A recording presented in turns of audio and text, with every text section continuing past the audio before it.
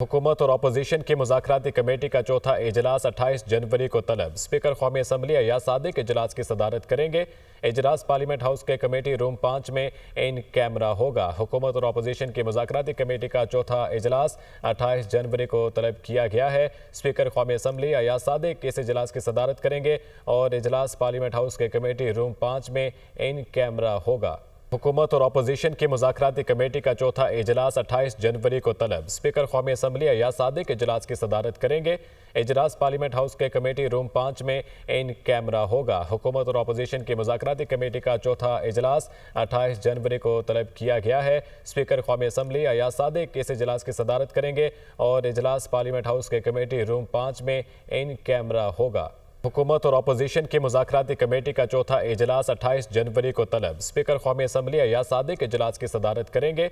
इजलास parliament house के committee room 5 में इन कैमरा होगा। हुकूमत और अपोजिशन की मुज़ाकराती कमेटी का चौथा इजलास 28 जनवरी को तलब किया गया है। स्पीकर कौमी असम्बली अयाज सादिक इस इजलास की सदारत करेंगे और इजलास पार्लियामेंट हाउस के कमेटी रूम 5 में इन कैमरा होगा।